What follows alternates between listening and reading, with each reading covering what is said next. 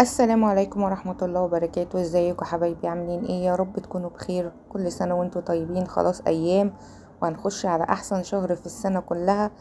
يا رب كده يجعله بالخير يا رب، قادر يا كريم. عندنا بقى وصفتين سهلين جدا هنفرزهم كده عشان ينفعونا كده في اطباق حلوة قوي في رمضان بإذن الله. كوباية البطاطس وكرات البطاطس. بس قبل ما نبدأ يلا بينا نصلي على النبي. اللهم صل وسلم وبارك على سيدنا محمد وعلى آله وصحبه أجمعين. وصفتين أسهل من بعض وطريقة اقتصادية، وإن شاء الله يعجبوكم وتنفذوهم، وتبقى سفرتكم جميلة جدا في إن شاء الله في رمضان. وكل الحاجات دي هننفذها مع بعض بإذن الله في رمضان بإذن الله. تعالوا بقى نشوف الكوبيبة دي والكرات البطاطس احنا عملناها ازاي وطريقتها عاملة ازاي، وطريقة سهلة بسيطة ان شاء الله تنفعك. اول حاجة هنا عندي انا هعمل نص كيلو من البطاطس، قشرته وقطعته كده نص بس عشان ما يشربش مية كتير، وحطيته في مية وهبتدي اسلقه لحد ما يستوي معايا خالص. ممكن تحطيها سليمة لو هي صغيرة معاكي، اهم حاجة بس عشان ما يشربش منك مية. طبعا اتسلق معايا زي ما انتم شايفين بقى كده، وهبتدي اهرسه كويس قوي بالشوكة او بالهراسة بتاعتك كده. انا هرست بقى البطاطس بتاعتي زي ما انتم شايفين كده معايا. التوابل بقى ملح وتوم بودرة، بصل بودرة، فلفل اسود، آه كركم وبابريكا وبهارات فراخ، نص معلقة صغيرة من كل حاجة. وعندي هنا 3 معالق كبار من النشا. نص كيلو البطاطس بياخد 3 معالق كبار، ممكن تزودي حسب بقى كمية البطاطس. وعندي هنا لحمة مفرومة معصجاها ببصل وفلفل وملح وفلفل اسود و7 بهارات. بس كده هنبتدي بقى. اول حاجة نعمل خليط البطاطس. حطيت البطاطس كده وعليها كل التوابل اللي انا قلت عليها، وكمان عليها ال3 معالق من النشا، وهبتدي اقلبهم كده مع بعض واعجنها بقى كويس عشان تلم معايا كده وتبقى كرة متماسكة. لو حسيتيها بعد ما عجنتيها كده ولمتيها، لو حسيتيها لسه طرية معاكي تقدري تزودي النشا لحد ما تبقى تقدري تشكليها كده وما تتفككش منك زي ما انتوا شايفين كده. وطبعا باللون الاصفر ده من الكركم.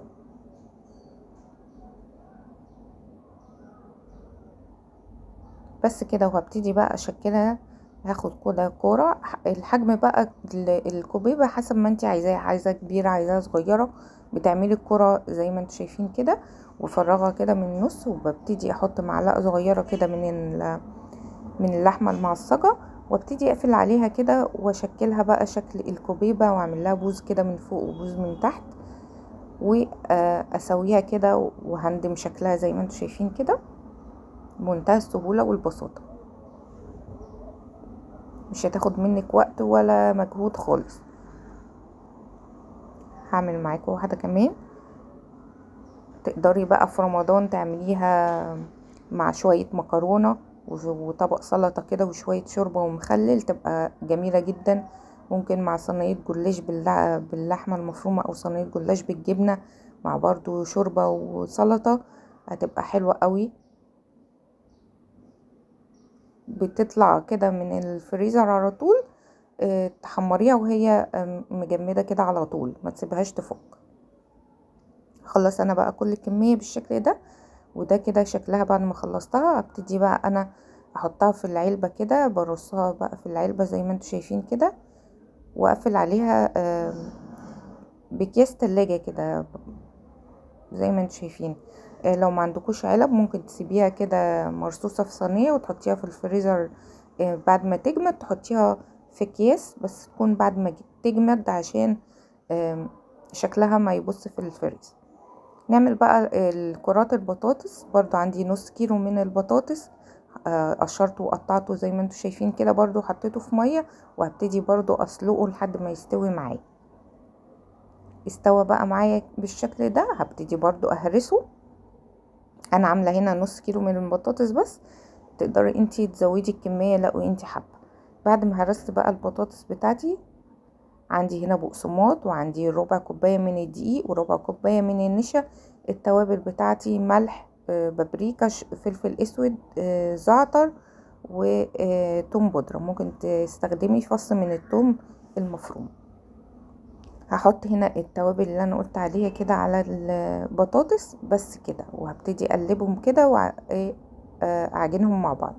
البطاطس انا ولا حط لها لبن ولا حط لها بيض ولا اي حاجه، فان شاء الله مش هتفك منك نهائي. هعمل بقى الخليط اللي انا هغلف بيه الكرات بتاعتي. حطيت هنا النشا على الدقيق، وهبتدي بقى افكهم كده شويه بشويه بالميه لحد ما يبقى قوامهم كده تقيل معايا عشان يمسك على كرات البطاطس، ما يبقاش القوام خفيف هيقع منك.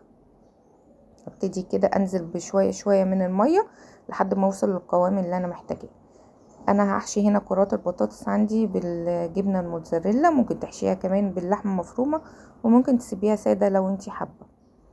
هبتدي اخد كرة كده وافتحها برضو من النص واحشيها بالجبنه، وابتدي اقفل عليها كده واشكلها كوره. ممكن تحشيها كمان جبنه شيدر مكعبات او مبشوره برضو. هعمل بقى كل الكميه بالشكل ده كده، منتهى السهوله والبساطه، ومش هتفك منك لان انتي مش حاطه فيها اي سوائل. برضو هاخد كوره كده وافتحها واحشيها بالجبنه، وابتدي اشكلها كوره زي ما انتم شايفين كده. خلاص انا بقى كل الكميه بالشكل ده. عملت انا بقى كل الكرات بالشكل ده، وعندي خليط الدقيق والنشا كده، وعندي كمان بقسماط. اول حاجة هحط الكرة في البقسماط، وبعد كده هحطها في الخليط السائل بتاعي ده، اغلفها كده كويس، وبعدين ارجع احطها في البقسماط تاني.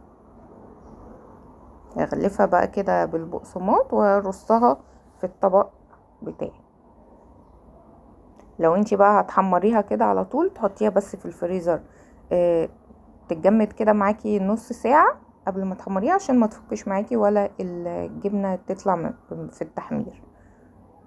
تطلعيها تبتدي تحمريها. بس انا عشان انا هشيلها رمضان، فكده كده هحطها في الفريزر تجمد، ووقت الاستخدام هطلعها من الفريزر احمرها على طول. ودي بقى خلصت كده كل كمية بالشكل ده بطريقة سهلة وبسيطة، ومش هتاخد منك اي مجهود. بس بقى كده شلتها برضو في الطبق زي ما انتوا شايفين كده، ومنتهى السهولة. ما تنسيش بقى تحطي لايك واشتراك في القناة وكومنت، واعملي كده ونفذي الحاجات دي هتريحك من دلوقتي. اعملي حاجات، عصجي لحمة، اعملي سمبوسة بحشوات مختلفة. عندك كل الحاجات دي موجودة على القناة، عاملاها من السنة اللي فاتت معاكم بطريقة سهلة وبسيطة عشان تساعدك في رمضان ما تقفيش كتير.